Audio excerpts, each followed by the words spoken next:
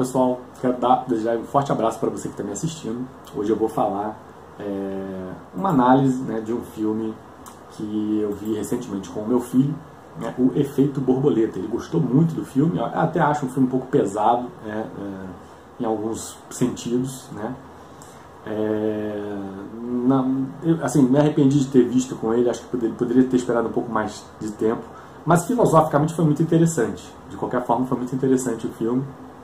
É uma ficção científica, com aquele ator Ashton Kutcher, né, que até participa daquela série que eu gosto muito, né, The Ranch, né? E basicamente a história é a história de um adolescente, de uma criança, começa na fase infantil dela, né, mostrando as vivências em que sempre que há uma situação mais pesada na vida dela, ela trava e perde a memória momentaneamente, perde um pouco da consciência e não lembra do que aconteceu naquele momento. E isso vai sendo jogado para frente até que já na adolescência se descobre que ela tem uma lesão cerebral, um tumor cerebral.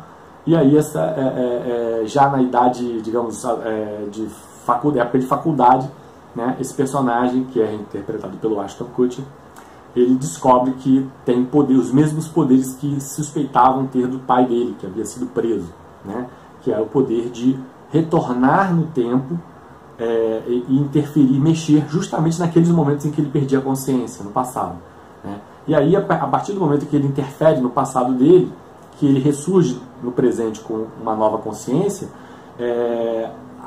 todos os eventos em cadeia que partiram daquele passado alterado são também alterados e, consequentemente, o presente dele é outra circunstância. Então isso vai acontecendo o tempo todo no filme, e o tempo todo no filme é ele tentando consertar o passado para tentar se acertar no presente, sobretudo com relação a uma menina que ele conheceu desde criança e por quem ele era apaixonado, né? E que as histórias são dramáticas que circundam a menina, e a todo momento ele vai tentando fazer com que a mudança do passado opere efeitos que tornem o presente melhor. Mas quanto mais ele tenta mexer no passado, pior as coisas vão ficando, né? E o final do filme é bastante intrigante e interessante, né? Eu andei vendo alguns comentários sobre esse filme, vi algumas críticas, vi muita gente criticando, né? E eu acho que essas pessoas não entenderam bem a questão filosófica. Pré-estipulando texto aqui para ler sobre esse filme, né? Vou dar uma lida aqui. Então, a teoria do caos encontra seu fundamento nos estudos de Albert Einstein e de Paul Langevin. E depois foi modulada de forma mais matemática por Edward Lorenz, com o nome Efeito Borboleta, né? Estou aqui trazendo um contexto histórico para a denominação Efeito Borboleta, né, que é o nome do filme. Na verdade, o Efeito Borboleta vem daquele, digamos, o corolário dela seria aquela história de que se uma borboleta bate asas no Extremo Oriente, isso pode servir de explicação para que um mês depois tenha uma catástrofe, um vendaval, um ciclone, né, em outra região, em outro continente, né? Ou seja, imprevisível. A imprevisibilidade, né, tá conexa à teoria do caos, né, sem dúvida. E curioso é que, pelo menos na minha concepção, o filme ele acaba não tanto se focando no efeito borboleta ou na teoria do caos, é o contrário, na minha concepção, né? E é isso que eu vou tentar sustentar aqui com os meus argumentos, né? Continuando a leitura. Então o filme, né, se baseou na teoria do caos e da aleatoriedade, né? O filme não, né? A própria conceituação do Edward Lorenz de efeito borboleta, chamado caos determinístico, né? Mas sem refutar essa linha filosófica, o filme acabou revelando muito mais um outro princípio maior, pelo menos na minha concepção, o do equilíbrio cósmico.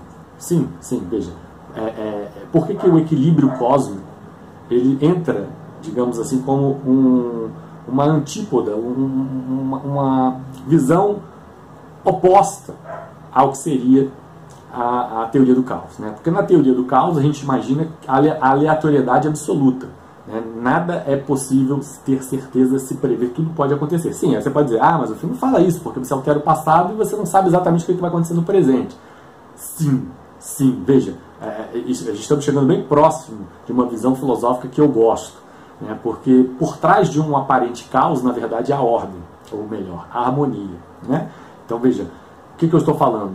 O filme revela um equilíbrio cósmico Por quê? Por que eu afirmo isso? Apesar de você ter uma imprevisibilidade, quando você muda um evento do passado, você não sabe exatamente o que vai acontecer no presente, né? As mudanças operam efeitos que são, sem dúvida, efeitos borboleta, né? Vamos continuar a leitura que eu vou explicar melhor. Numa visão de evento singular, ou seja, quando ele vai lá sozinho e muda um passado, algum trauma do passado da infância dele, e aí vai opera efeitos quando ele acorda no presente, as coisas mudaram, né? Então, numa visão de evento singular, naturalmente o caos determinístico se evidencia. Não estou negando isso, sem dúvida. Se você olhar sobre uma única mudança, uma única alteração, você evidencia o caos e, consequentemente, conexo a ele a definição aí do efeito borboleta. Contudo, no todo do universo, posso dizer no todo do universo das mudanças operadas por ele durante o filme, né, ao longo do filme, é possível se perceber uma lógica equacionária, né, onde, apesar de todas as mudanças aleatórias que repercutem numa única linha vital, essas mudanças seriam contrapesadas por mudanças reativas nas linhas vitais de outras pessoas, resultando num todo sempre equilibrado. Bom, pode parecer complicado, eu vou reler com calma para tentar explicar, né? Veja, quando você avalia um evento singular, uma única mudança, você não tem previsão sobre o que vai acontecer nos eventos presentes dele. Muitas das vezes ele opera uma mudança no passado e a coisa piora no presente, né? Piora muito, tá? É o que mais acontece ao longo do filme. Agora, contudo, é o seguinte, se você perceber bem e assistir esse filme com calma, você vai perceber que sempre há alguma coisa ruim para alguém, não necessariamente diretamente com o personagem principal, com o protagonista. Às vezes ele piora muito a situação da menina, às vezes piora a situação do irmão da menina, às vezes piora a situação do amigo dele, né? Ou da mãe, enfim. Então, assim, no todo, a coisa termina sempre equilibrada, é isso que eu quero dizer. Então, contudo, no todo do universo, é possível se perceber uma lógica equacionária, onde, apesar de todas as mudanças aleatórias que repercutem numa única linha vital, ou seja, num único personagem, você tem uma imprevisibilidade. Mas se você somar todos esses personagens, você vai ver que sempre algum deles está se dando mal e os outros estão mais ou menos equilibrados e bem, né? Então, essas mudanças seriam contrapesadas por mudanças reativas nas linhas vitais de outras pessoas. Ou seja, a mudança, se ela opera efeitos positivos para mim, naturalmente ela vai operar efeitos negativos na mesma proporção para você. É essa a visão que eu estou dando de mais ou menos equilíbrio cósmico. É pelo menos isso que o filme acaba apresentando. Deixa eu atender aqui. Bom, então, a energia negativa, qualquer que fosse o caminho tomado pelo protagonista, se mantinha. Não necessariamente com ele, é verdade. Poderia se dissipar para outra pessoa. Tudo o que mudava era a direção que essa energia tomava, ou seja, a quem ela atingiria e de que forma. Cabia ao protagonista apenas escolher que tipo de sacrifício teria que fazer. Isso traduz perfeitamente uma visão cosmológica de equilíbrio, ao contrário, em contraponto à teoria do caos, né? Então, se você opta por se inclinar radicalmente em se tornar um grande pianista, veja, aí eu vou começar a fazer uma filosofia prática na nossa vida, ver como também, às vezes, na nossa vida, isso vale, essa visão do equilíbrio cósmico, né? Claro, vou dar um exemplo simplório, mas só para ilustrar, né? Então, veja, se você opta, por exemplo, por ter uma meta-preferência de ser um grande pianista, então você vai se inclinar nisso, vai ocupar o seu tempo tudo totalmente com isso, em ser um exímio pianista. Naturalmente, outras potencialidades suas deixarão de existir. Então você, por exemplo, vai deixar de ser um grande matemático, porque você se inclinou a ser um grande pianista. Estou dando um exemplo. De repente você tinha uma grande potencialidade para ser um matemático, mas como você se dedicou a ser um grande pianista, você não foi. Ou, de repente, você não será um bom pai, porque você, para ser um exímio pianista, você teve que treinar tanto que você vai deixar de dar atenção à sua família. Então você vai prejudicar a sua vida em outros aspectos pessoais para poder profissionalmente se projetar muito. Isso acontece, é muito comum. Então, no fundo, acaba sempre um equilíbrio. Você tem uma liberdade de escolha de jogar essa energia mais para cá, mais para lá, que pode-se dizer até o seu tempo, né? Mais para cá, mais para lá, suas habilidades, suas potencialidades mais para cá, mais para lá. Mas, naturalmente, no final das contas, as coisas terminam equilibradas, mais ou menos equilibradas, porque o tempo a energia que você despendeu numa direção deixou de ser despendida na outra, né? E até pode economicamente valer aí com relação ao custo de oportunidade, né? Que a gente costuma falar. Então, naturalmente vai deixar de ocupar seu tempo com outros aspectos da vida, potencialidades em outras áreas, suas relações pessoais, sua família, tudo isso será sacrificado, né? Então você vai jogar, digamos, tirar daqui para botar ali, né? Então, para que você se torne um exímio pianista, naturalmente será um pai ou um marido menos virtuoso, né? Estou dando um exemplo. Ou você poderia ser um pai e um marido exímio, pai e marido, mas, no entanto, você será menos competente na sua área de atuação profissional. Dando um exemplo assim, bem simplório, né, de equilíbrio cósmico. Claro que se você pensar assim, numa forma retilínea, né, é imprevisível, né, você não tem como saber, você vai se dedicar ao piano, você não sabe exatamente qual o tamanho da sua potencialidade, então aí vale a teoria do caos, efeito borboleta. Mas uma coisa é mais ou menos certa, no final fica equilibrado em relação às outras áreas da sua vida. Quando você vê o todo, e não apenas uma única direção, a tendência é que haja uma harmonia cósmica, né? Isso para todas as pessoas.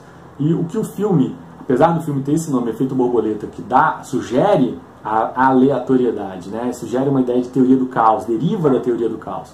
Apesar de ter esse nome, se você assistir o filme e prestar bem atenção, você vai ver que para cada mudança dele, do Ashton Kutcher no passado, né, do personagem dele no passado, alguém sai perdendo e alguém sai ganhando, né? Alguém sai melhor, alguém sai pior, e no final, se você somar tudo, o todo vai dar mais ou menos na mesma, né?